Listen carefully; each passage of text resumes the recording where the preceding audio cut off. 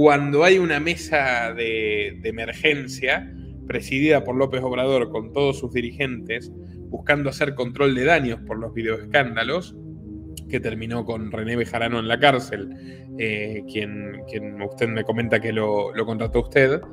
Sheinbaum dice: yo entrego a mi marido, y entrega a Carlos Simas, el padre de su hijo, que era jefe delegacional de Tlalpan. Ella siempre se me hizo una persona, esto te lo digo yo, obviamente, yo voy a tener que entrar a México, también me meten preso al entrar, pero se me hacía una persona muy mamona, es decir, muy distante, muy presumida. Carlos Simas, todo lo contrario, un tipo jodón, dicharachero, muy inteligente. ¿Usted al día de hoy considera que hubo fraude en 2006? Definitivamente. Lo que pasa es que, vuelvo a lo siguiente, ¿no? En aquel entonces estaba el dicho que decía que los compromisos se cumplen, ¿no? Bueno, esos compromisos espurios no se cumplieron. Y fue lo que destapó eso y que retrasó la llegada de Andrés Manuel, porque era obviamente el elegido, que era el siguiente, a ser presidente de la República. ¿El elegido de quién? De un estado norteño del Pacífico mexicano. ¿De un estado norteño del Pacífico mexicano? Estado provincial. Sí, lo entiendo. ¿Sinaloa? You said it. Xochitl tiene una retórica indigenista, feminista, ha venido de un partido de izquierda, entiendo, en su origen trotskista, ¿no? Bueno, y ahora es como una tecnócrata de centro derecha edulcorada, no se sabe muy bien. Yo la vi en el debate y hipercoacheada. ¿Tiene para usted, digamos, capacidad de liderazgo? ¿Va a ser líder de oposición? No. ¿O va a ser un personaje que quede en el olvido después de...? Te reitero, va a ganar, obviamente, la cuarta transformación, va a ganar esta chica Claudia Sheinbaum, porque es la continuidad del modelo de Andrés Manuel.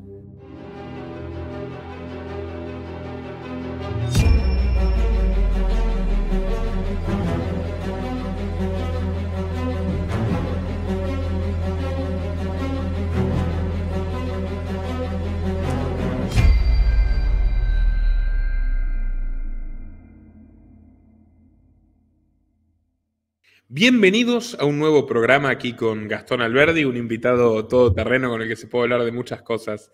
Gracias por su tiempo, Gastón. Bueno, saludos a la plebada mexicana que me cuida, número uno. Él es asesor político de primer nivel, ha sido consultor de Donald Trump. Ya lo hemos tenido 2 veces conversando sobre el trasfondo de Javier Milei. Él contribuyó a la invención política de Javier Milei, aunque ahora es uno de los hombres más temidos y detestados por el presidente argentino, pero en el interín, el grueso de su carrera, 20 años, transcurrió en México. Y le estamos prestando mucha atención desde esta casa a la carrera electoral en México y a la situación general de México por su enorme importancia geopolítica. Así que bueno, él comenzó trabajando como asesor en el primer gobierno democrático del DF, de Cuauhtémoc Cárdenas. Luego asesoró otros 5 jefes del Distrito Federal, hasta Marcelo Ebrard incluido, y pasó por situaciones que ya forman parte del acervo histórico mexicano, como el tema de los videoescándalos de AMLO, su remoción como jefe de gobierno del DF. Usted trabajaba con Bejarano, que terminó preso. Bueno, hay muchísimas historias interesantes para contar desde las entrañas del poder en México. Vamos a pasar por todos los tópicos, incluyendo los vínculos de la política y el crimen organizado en todos los partidos. Así que cuéntenos primero, Gastón, para ponernos en situación, cómo y por qué usted llega a México y se establece como consultor político. Ante todo, muchas gracias, Nicolás querido, por tu atenta invitación. Bueno, yo, como es habitual en Argentina, siempre hay una sangría de jóvenes que, bueno, tenemos que irnos del país porque no tenemos posibilidades debido a la corrupción de todos los gobiernos desde nuestra memoria. ¿Sí? Tenemos que emigrar porque obviamente no queremos ser carga de nuestros padres, no queremos ser mantenidos de nadie.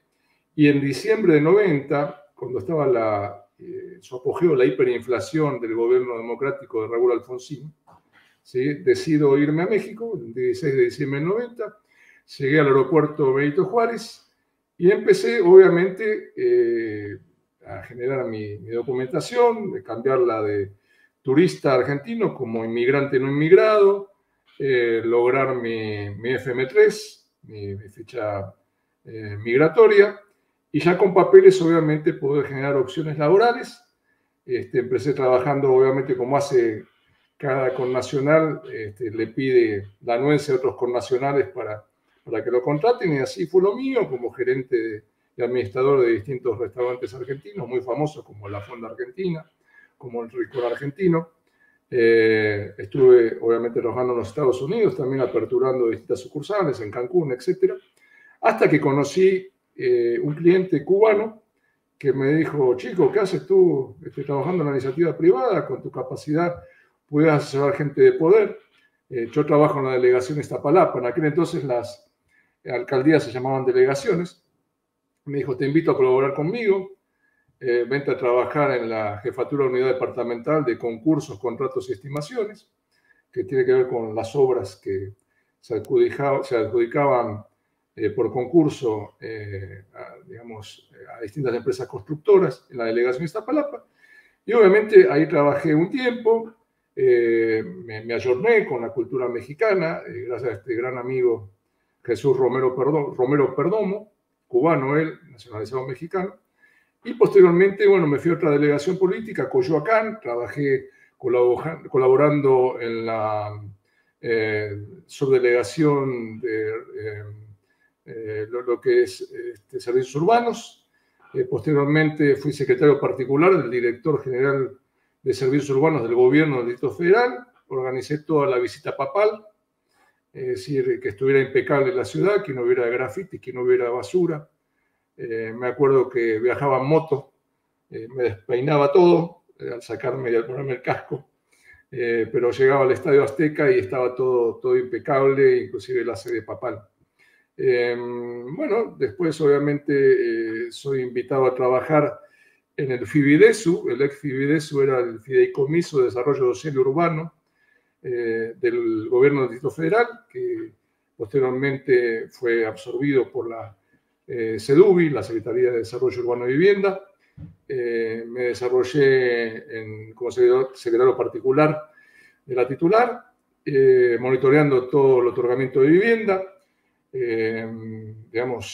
sacudiendo los padrones de adjudicatarios, porque el PRI le había dado la misma vivienda a 7 familias distintas en esos 71 años de gobierno. Entonces, la verdad que era un enorme lío ver quién había pagado las acciones de vivienda, quién iba al día, quién era primero en derecho, y generando averiguaciones previas penales en contra de servidores públicos.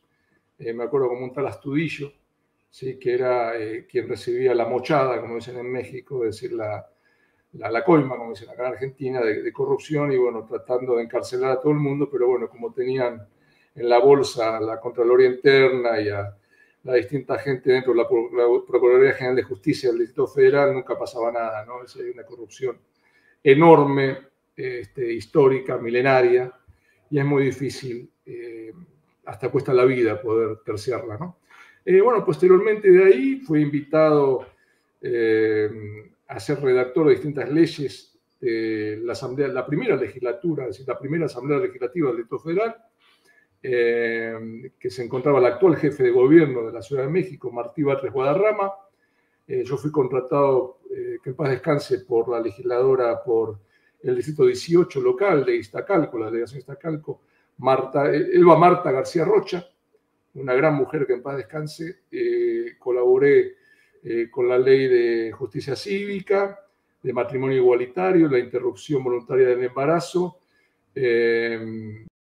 anticipada, la ley de transporte, de salud. Es decir, si bien era un gobierno de izquierda, contrataban a liberales de verdad para que generaran estas leyes, de apertura en México. Y bueno, México fue uno de los países primeros en el mundo y en América Latina en sancionar este tipo de leyes liberales, insisto, liberales, para el resto del mundo.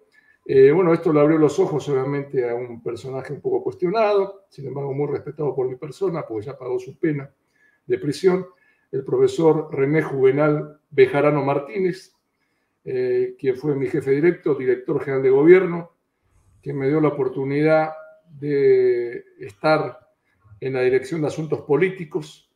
La Dirección de Asuntos Políticos era un pequeño CISEN, es decir, una pequeña AFI en el ex gobierno del Distrito Federal, que monitoreaba todos los movimientos políticos, tanto propios, una agencia de inteligencia, afirmo, tanto propios como de otros partidos. Acordate que gobernaba el PRD, el Partido de la Revolución Democrática, entonces el jefe de gobierno en aquel entonces, Andrés Manuel López Obrador, el actual presidente de la República, quería a las 6 de la mañana en su despacho una síntesis informativa de todos los movimientos susceptibles a ocasionar durante el transcurso del día. Es decir, era una labor realmente maratónica.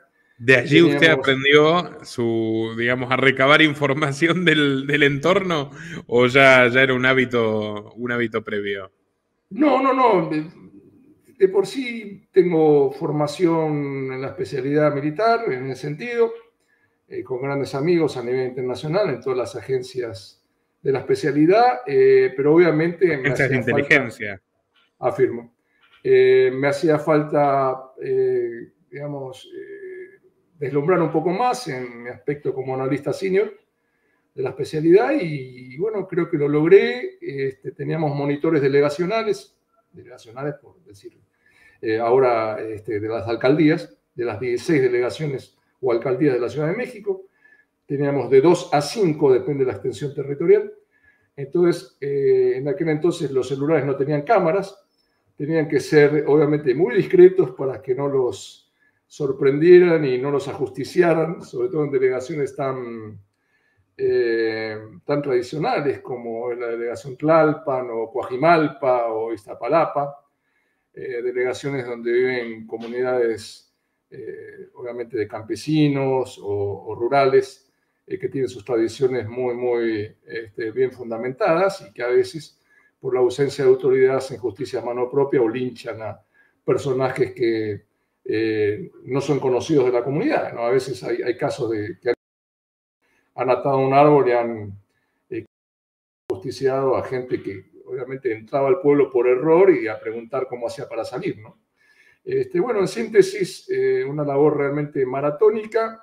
Nosotros entrábamos en la madrugada y salíamos, ¿qué te gusta, Nicolás? A las 7, 8 de la noche, pero exhaustos de haber agotado todos los indicios de las marchas que se iban a dar, tanto del movimiento obrero organizado como de distintas organizaciones políticas y sociales, no solamente en la explanada del Zócalo, en la Plaza Mayor, que obviamente tiene 2 edificios de gobierno, uno es donde actúa el jefe de gobierno, el otro las secretarías y direcciones generales. Bueno, el otro obviamente es el Palacio Nacional, donde despacha el presidente. Enfrente de la jefatura de la Ciudad de México se encuentra la Catedral Metropolitana. Y bueno, del lado izquierdo se encuentran los Arcos, que es donde actualmente funge el Congreso Unicameral de la Ciudad de México, y hay joyerías, hay casas de sombreros, etcétera, etcétera, ¿no?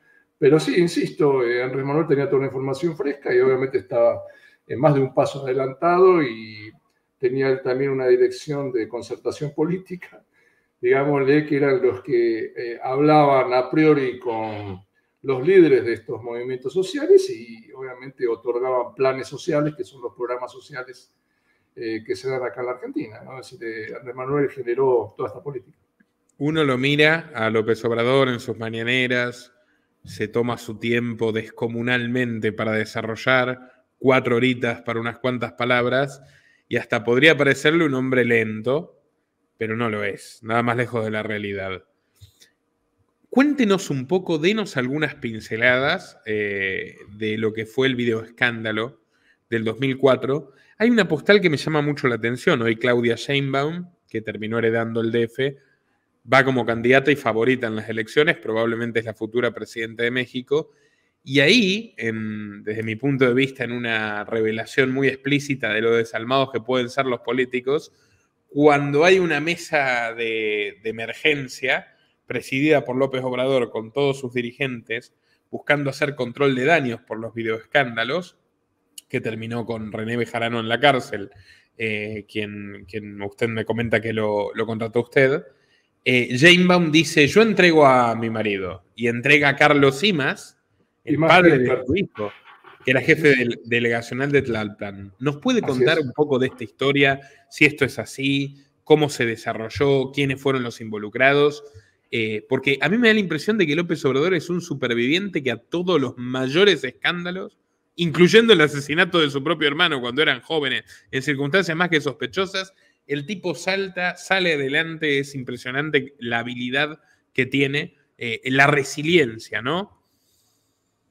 Bueno, mira, me estás tocando temas muy álgidos de privado conocimiento, pero bueno, trataré de cuidar las formas de hacerlo público. Dentro del Partido de la Revolución Democrática, en aquel entonces había no pocas tribus urbanas, políticas. Uno era la CID, es decir, la de René Bejarano, que era la corriente izquierda democrática. El otro era IDEA, Izquierda Democrática en Avance, que la integraban políticos como Rosario Robles, como Carlos Imaz Gispert, el ex marido de Claudia Sheinbaum. Lo integraban también distintos jefes delegacionales, y después había otras corrientes básicamente del campesinado a nivel nacional, pero siempre la CID y IDEA obviamente con un súper corrupto como Armando Quintero Martínez, el actual alcalde de Iztacalco por Morena, que ya va en su segundo mandato, además de haber puesto a toda su raza, en México decimos raza, a toda su familia, a su cuñado, a todos sus adláteres de manera hereditaria, ¿no? Son políticas palaciegas, es decir, tal parece como del imperio azteca, ¿no? Es decir, nadie cede una posición, no es quita y pon, es decir, la cosa se tiene que dar muy álgida para quitar. Bueno, en aquel entonces había un personaje, desafortunadamente, de nuestra nacionalidad, argentina, de nombre Carlos Agustín Ahumada Kurtz, una persona que yo conozco en el restaurante Cambalache, que me lo presenta un restaurante Cambalache, un restaurante argentino ahí en la avenida Insurgentes y Parroquia. Me imaginaba. Creo que ya hablé de los muchachos de los Montoneros, que eran los dueños, en las anteriores entrevistas, como el Toto Castellanos, por ejemplo, un muchacho platense, que salió obviamente escapando de acá de la represión argentina, de la regional de Montoneros, que fueron a ver en aquel entonces a don Fernando Gutiérrez Barrios, el ex secretario de Gobernación del PRI, y que le dijo, muchachos, mientras ustedes no jodan acá con sus ideas de izquierda, se pueden quedar. A la primera, ya saben, ¿no? Es decir, no la cuentan. Entonces, aprovechando la visita, el Toto y los demás muchachos montoneros, muchos platenses ellos de la provincia de Buenos Aires, le dijeron, bueno, pero ya estamos hartos de vivir de nuestras madres. Con nuestras madres nos envían suéteres de Angora y nosotros estamos vendiendo timbre a timbre, puerta a puerta, en la colonia, en el fraccionamiento en el Pedregal, y lo vendemos en abono. Nosotros queremos hacer algo más productivo, ¿no? Imagínate, a ver si el líder es político a vender suéteres de Angora puerta a puerta en el fraccionamiento del Pedregal. Bueno, entonces, bueno, ¿qué han pensado? Bueno, no sé, queremos poner un puesto de comida, un puesto semifijo. ¿A dónde han pensado? Bueno, en el Metro Revolución. Bueno, dale, tanto, ¿no? No hay ningún problema. Entonces, obvio, no. En México, ni gratis el saludo, ¿no? Siempre te pregunto, ¿usted viene por diversión o por negocio? No, todo negocio. Esto lo digo con todo el amor porque yo soy mexicano también, tengo 3 hijos mexicanos. Bueno, ponen el negocio, venden choripanes, decía, así empiezan los muchachos, hasta que, bueno, logran pisar un predio, donde te dije, en la avenida Insurgentes Sur y Parroquia, en la colonia del Valle, y bueno, otra vez a tocarle la puerta de gobernación a don Fernando Gutiérrez Barrios, y dice, mire, don Fernando, vemos este predio, bueno, todo bien, pero poniendo esta balaganza, como decimos en Argentina. Entonces ahí era otra cifra. Empezaron con la con la campaña de poner sucursales, otros lo pusieron en la industria del Vallejo, otra en Toluca, Estado de México, otra después en Cancún, así están multimillonarios los muchachos.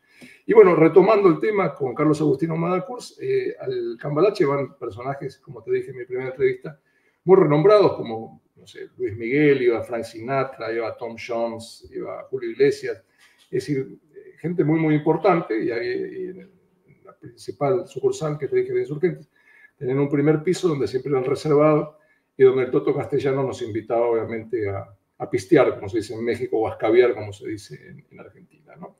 Y para hacer grandes negocios. Entonces me dice, te quiero presentar un amigo, Carlos Agustín Ahumada Kurz, es un empresario argentino, tiene una constructora acá en San Angelín, en la colonia de San Angelín. Bueno, ¿en qué nos podemos ayudar? Bueno, dije, mira, yo estoy en el PRD, bla, bla, bla. Bueno, ¿quién está como presidente del PRD a nivel nacional? Bueno, Rosario Robles Berlanga. Bueno, hicimos el acercamiento. Ambos estaban casados, cada quien por su lado, sin embargo, bueno, mantuvieron una relación de afecto íntima. Bueno, le dieron un contrato para remodelar el edificio de la calle Monterrey, que estaba situado ahí el PRD Nacional, Rosario era la titular. Y bueno, se hizo el acercamiento para el financiamiento de la campaña de Andrés Manuel López Obrador y de distintos jefes delegacionales, entre los cuales estaba Carlos Imas Gispert, es decir, el ex de Claudia Sheinbaum, ¿no? De la corriente IDEA, Izquierda Democrática en Avance.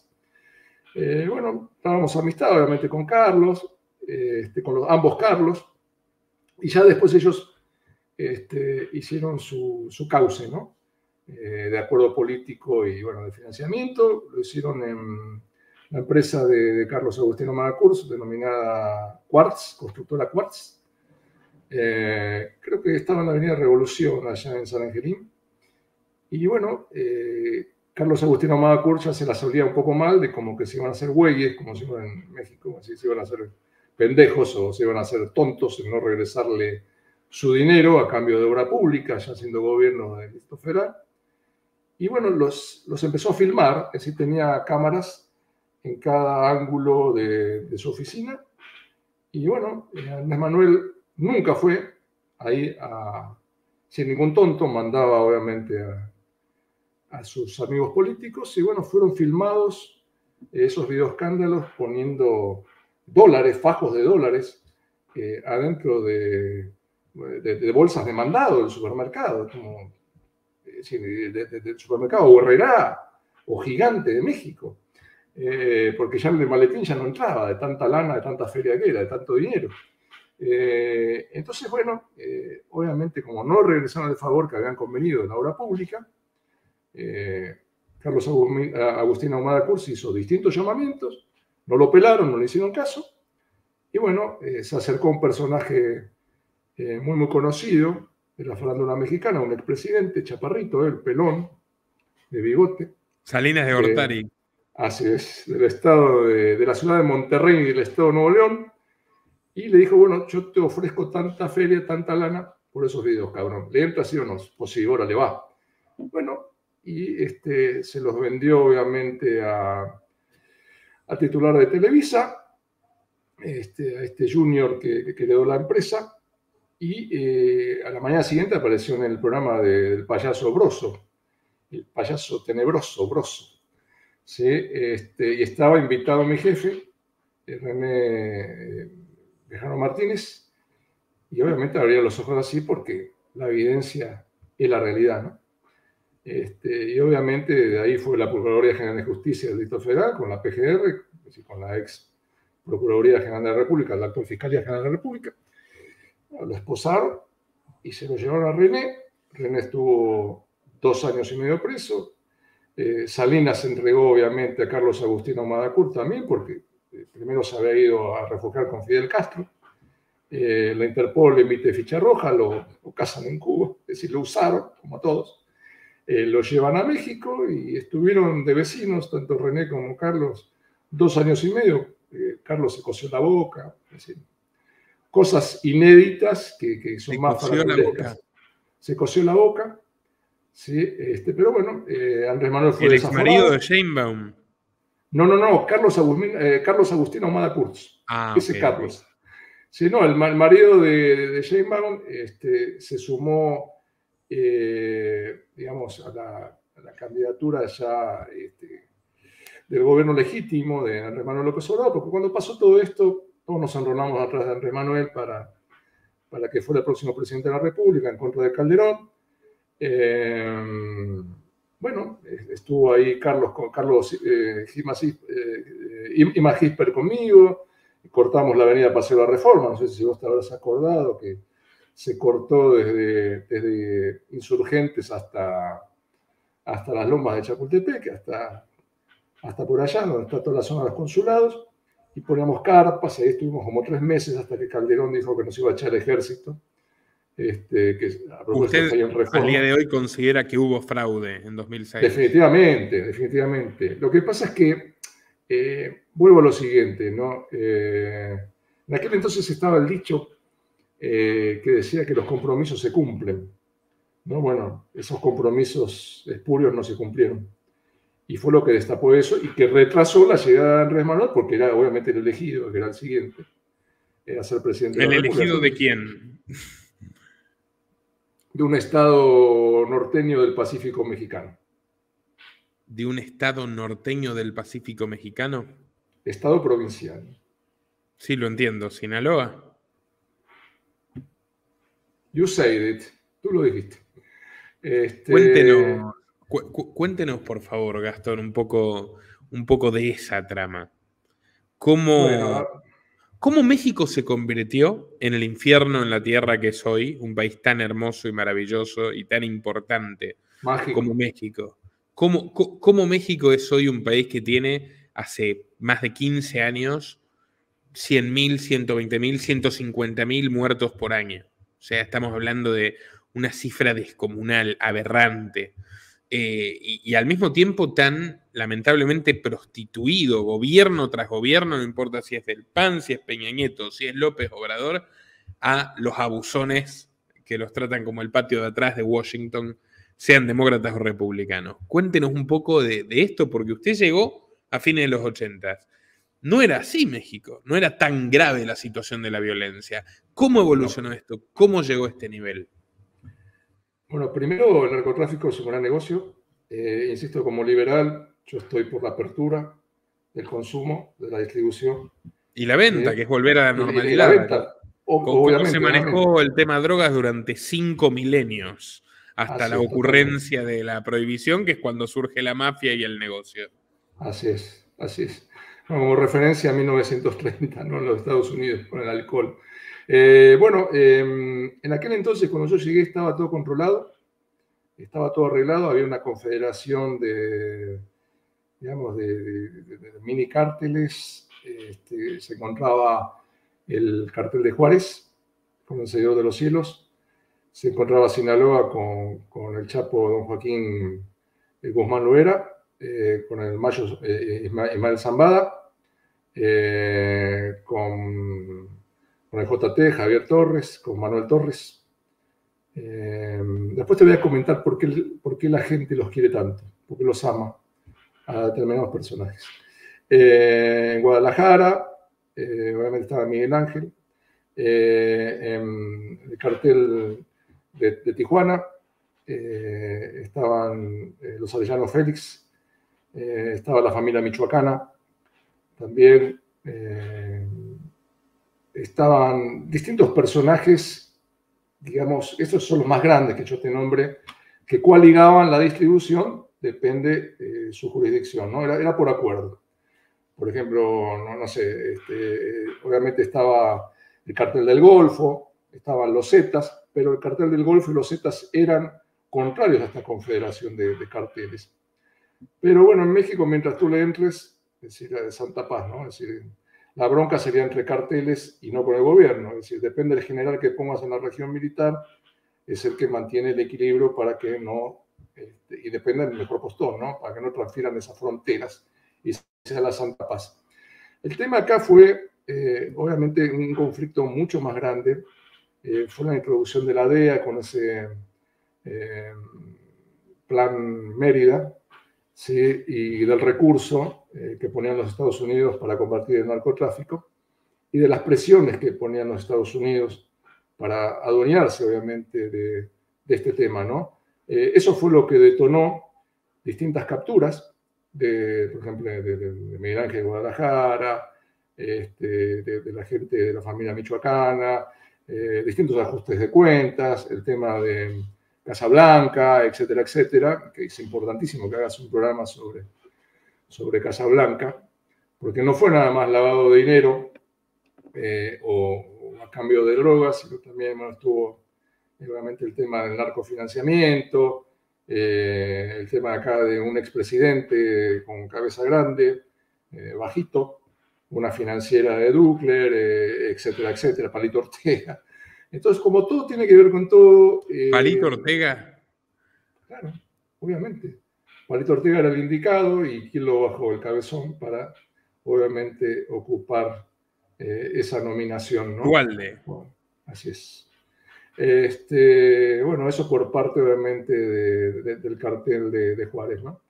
Bueno, los que eran socios dejaron de ser socios por esta inserción, por esta púa que metió la DEA con Estados Unidos y con el respeto al financiamiento que estaba dando con el Plan Mérida a los Estados Unidos y la DEA. Y bueno, obviamente iban a la Secretaría de Gobernación y reportaban su mochada a cada cartel para que el general que fuera enviado a la región militar respetara todo eso. Y bueno, es un sistema que perdura hasta el día de hoy, Nicolás. Impresionante la ruta que trazó. Hoy uno ve a López Obrador que por un lado, permítame esto, yo me hago cargo de lo que digo, le hace el trabajo sucio a los norteamericanos, matando inmigrantes impúdicamente en la frontera sur, ha militarizado todo el país. Con la Guardia Nacional. Que decía que iba a terminar con la guerra contra las drogas, que era lo mejor que podía haber hecho por México. No hizo absolutamente nada, muere mucho más gente, mientras él dice abrazos, no balazos, mientras saluda a la mamá del Chapo y le manda saludos a los chapitos. ¿Cómo penetra? Ya sabemos lo que fue la corrupción en los gobiernos del PAN, García Luna, ni hablar de lo que fue antes la dictadura perfecta, como Vargas Llosa le llama al Priato, que son 70 años. Pero ¿cómo penetra en Morena, que dijo que venía a terminar con la corrupción, la cuestión narco? Bueno, acordate que el PRD estalla por que los chuchos, es decir, los Jesuses o Jesús Zambrano y el otro Jesús toman la dirigencia nacional del PRD y obviamente van a la casa de Andrés Manuel. A la casa me refiero a cazarlo, a hackearlo, y Andrés Manuel decide formar Morena, Movimiento de Regeneración Nacional, que ellos le hacen así el saludito, ¿no? Es decir, la cuarta. ¿Por qué la cuarta? Porque, bueno, la primera fue, obviamente, la independencia, la segunda fue la revolución, la segunda fue la reforma, la tercera fue la revolución y, bueno, la cuarta la Andrés Manuel, ¿no? La reforma de Benito Juárez. Claro, un liberal, obviamente un liberal, un Juan Bautista del Orden mexicano.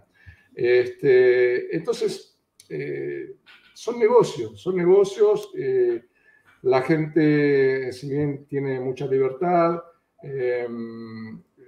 no está bien preparada como en otros países. Esto lo digo con todo respeto, con todo mi amor a México. Desafortunadamente, por más que estén abiertas y de manera gratuita las posibilidades, muchos optan por el trabajo porque en un fast track les origina recursos y sobre todo con los tiempos de narcotráfico muchos se vuelcan a eso, no digo todos, es decir, la población mexicana es una población amorosa, servicial, atenta, amable, cariñosa, pero bueno, ellos traen el comercio en su sangre y bueno, muchos desarrollan esa beta, otros se van a los Estados Unidos por carecer de posibilidades, se van obviamente de trabajadores migrantes, y lo que dijiste de AMLO, efectivamente creó por sugerencia de los americanos, de Donald Trump, y de las administraciones demócratas, creó la Guardia Nacional para obviamente detener toda esta ola de inmigrantes sud- y centroamericanos para que llegaran a Estados Unidos, y es un descontrol, hay mucho haitiano, mucho venezolano, obviamente no consiguen trabajo porque están indocumentados, hay mucha delincuencia, hay delegaciones o alcaldías con mucho índice delictivo, donde no puedes parar tu carro ante un alto, es decir, el alto es el semáforo, porque automáticamente te aparecen de todos lados, te asaltan, eso sería lo de menos. Ya no se respetan esos códigos, porque antes te asaltaban y te decían, bueno, ve a generar, cabrón, es decir, ve a trabajar para que te vuelva a asaltar, ¿no? Ahora te matan porque están consumiendo drogas de muy baja calidad, está el tema del fentanilo mezclado, es terrible.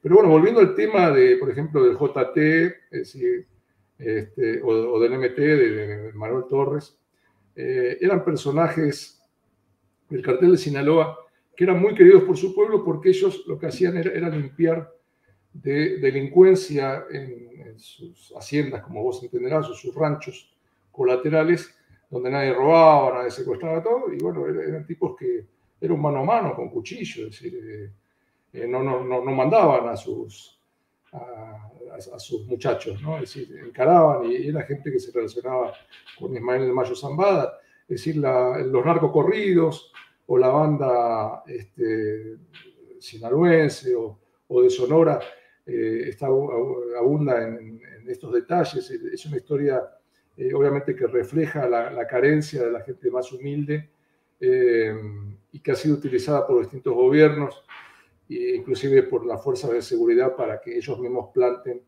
lo que es la goma del opio, es decir, la chiva o la lavada, que es la cocaína en su máxima pureza, y obviamente ellos deciden rebelarse al poder de turno, sea al gobernador, al presidente municipal, o al gobernador, o al presidente, o los mismos militares, y bueno, ya el gobierno tiene que pactar con ellos porque son gente que maneja mucho capital y no quieren broncas, ¿no? Pero ya va 1 millón de muertos. Me remite a la película El Infierno, de Luis Estrada, no sé si la vio. Totalmente, sí. Gran película. Bueno, toda la tetralogía, ¿no? La dictadura perfecta, que me parece la mejor película cómica que vi en mi vida. El Infierno, la dictadura perfecta, no.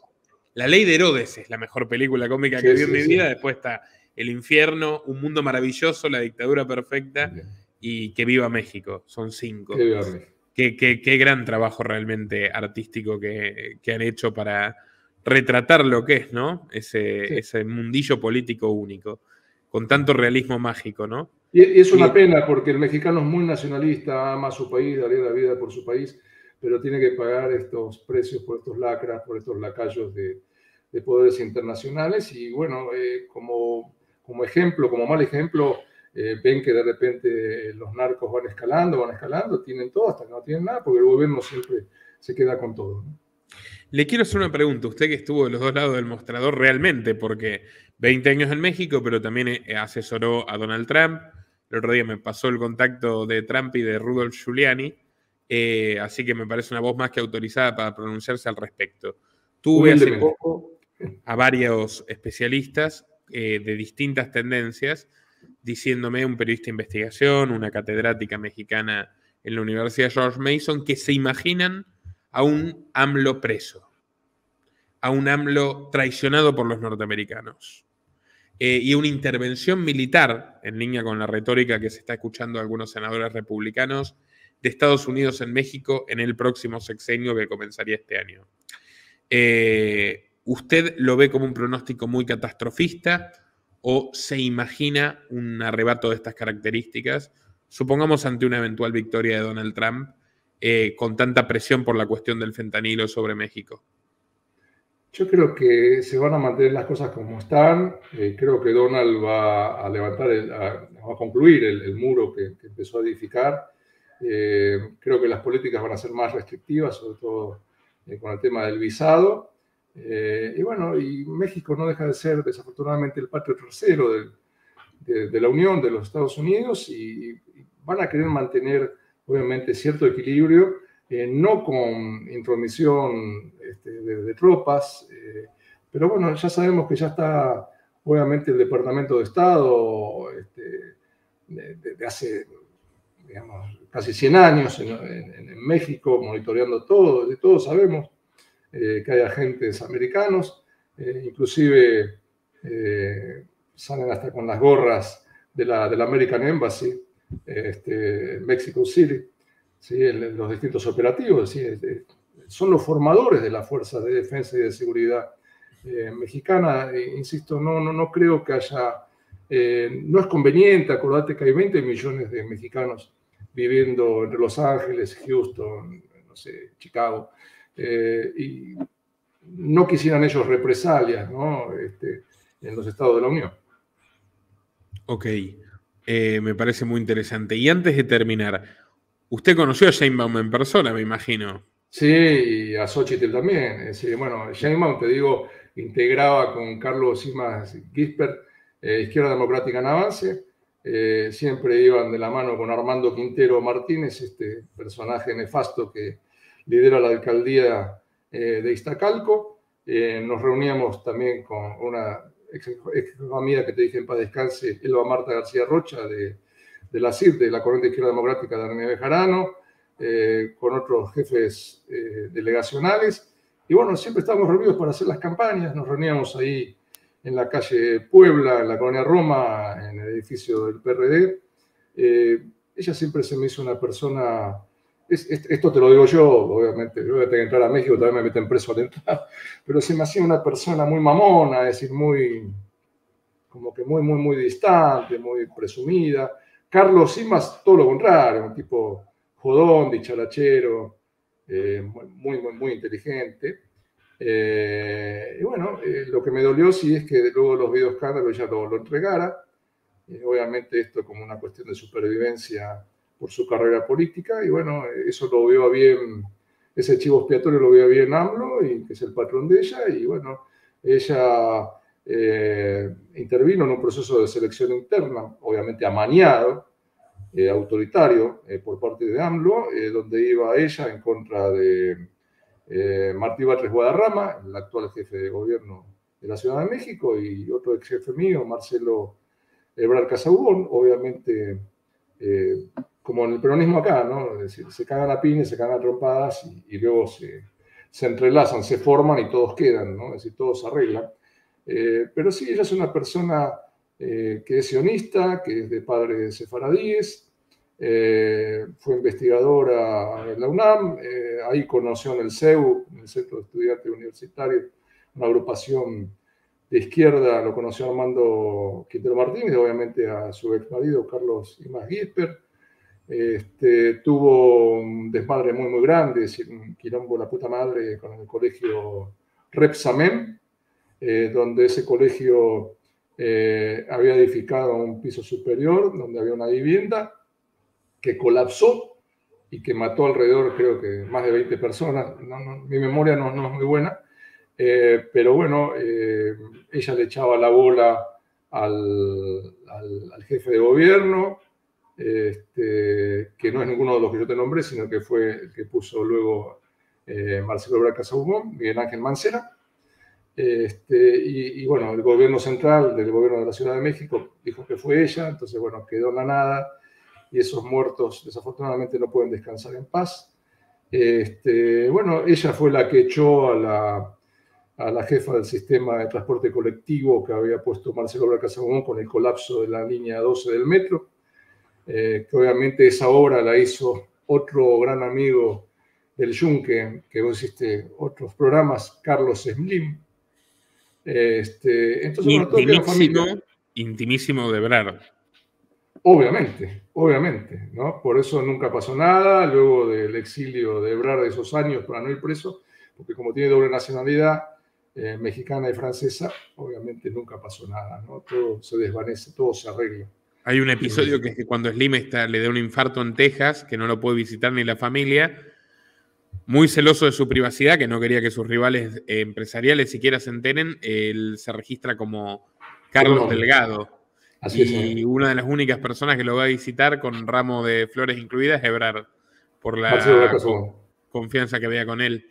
Y bueno, terminaron con este tema de la línea horrible con tantas personas muertas que se suman a la enorme lista de la impunidad, ¿no? Definitivamente. Además, es el subte de la Ciudad de México, yo te invito a que lo compruebes, es imposible viajas como una mosca pegada hacia el cristal.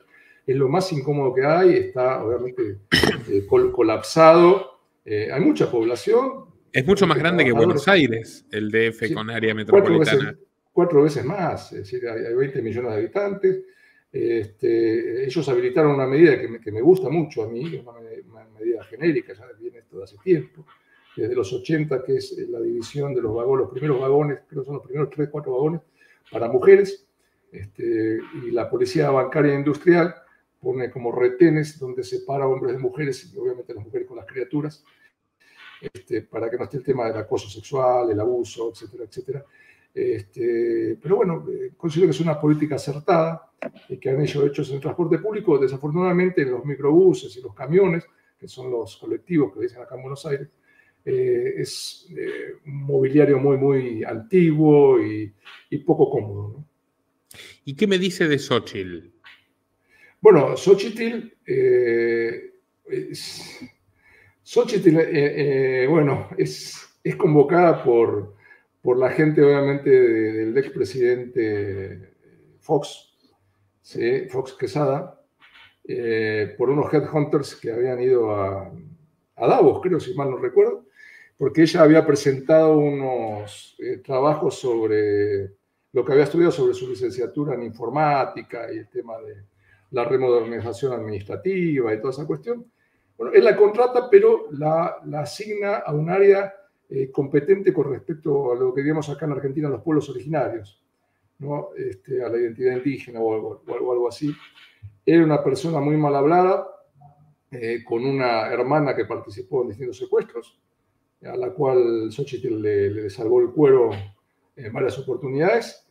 Y bueno, que hizo muy buena amistad con Arne aus den Roten Haag, una persona que fue mi jefe en la delegación Miguel Hidalgo, es decir, que me convocó por mi capacidad, no por mi pertenencia política, una persona que integró el Partido Acción Nacional, y que bueno, que ahora la está asesorando, voy a tomar acá la nota, a Xochitl con la consultora Metrix Networks, que te invito a que la puedas investigar. Obviamente, Arne viene de una familia, sus nombres, sus apellidos provenientes de Europa, con otra mentalidad, una familia farmacéutica muy adinerada, que bueno, con mi supervisión, digamos, con mi subdirección de verificación de reglamentos, pretendimos quitar a los ambulantes de las áreas comunes o áreas públicas, pretendimos reordenar el comercio en vía pública, obviamente no nos permitieron, todos los sistemas populistas, pretendieron ponerlo preso por distintas cuestiones, porque él empezó a utilizar el Instagram en vivo sin la anuencia de estas personas a las cuales estábamos procediendo a verificar. Nos hicimos acreedores a varias palizas, nos llevaron al Ministerio Público en varias oportunidades. Recuerdo una que hicimos por la venta de arbolitos navideños, obviamente no tenían permiso y todos los ambulantes nos dieron una paliza increíble. Pero bueno, estaban trabajando los ambulantes. Estaban trabajando, pero obviamente en áreas públicas, en parques públicos, sin permiso. Y bueno, lo que buscábamos era básicamente reordenar el comercio en vía pública. Teníamos los miércoles ciudadanos, los sábados comunitarios. Estábamos muy presentes en el gobierno. Y Xóchitl es un poco lo que me extraña a mí, ¿no? Ahora es como la candidata de el real PRIAN, porque están unidos. En lo que quedó del PRI no absorbió Morena con el PAN, y es muy insólito. Y el PRD. ¿Cómo se dan estos reordenamientos? Y el PRD, impresionante, ¿no? Totalmente. Xóchitl tiene una retórica indigenista, feminista, ha venido de un partido de izquierda, entiendo, en su origen trotskista, ¿no?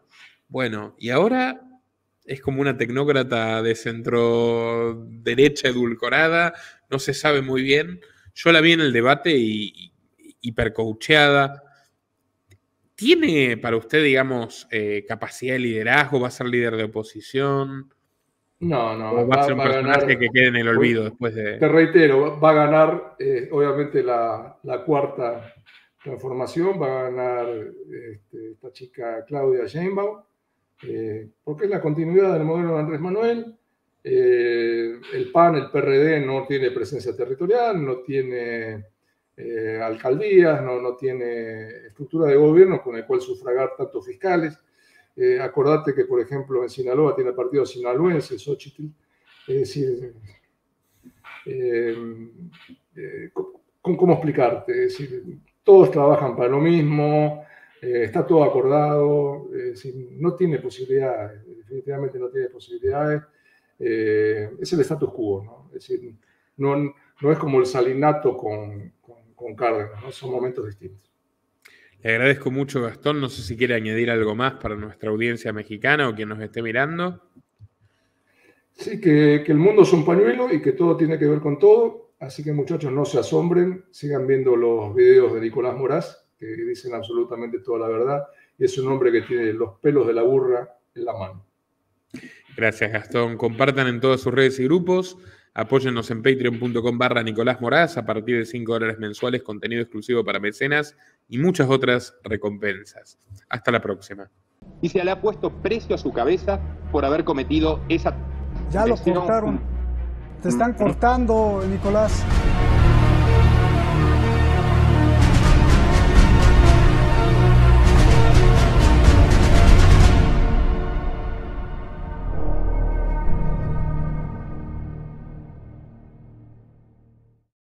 Nuestro trabajo depende de tu apoyo. Para que siga siendo posible, realiza tu aporte desde tan solo $3 por mes a través de Patreon, en los enlaces que figuran en la descripción o en el comentario fijado. También podés hacerlo vía Bitcoin o desde la opción Unirte de YouTube. Y si estás en Argentina, elegí el medio de pago de tu preferencia a través de Mercado Pago. Quienes nos apoyen en Patreon a partir de $5 mensuales tendrán acceso a análisis, entrevistas, conferencias y documentales exclusivos. También tenemos opciones para sponsors. Así que publicita con nosotros a través de patreon.com/Nicolás Moraz.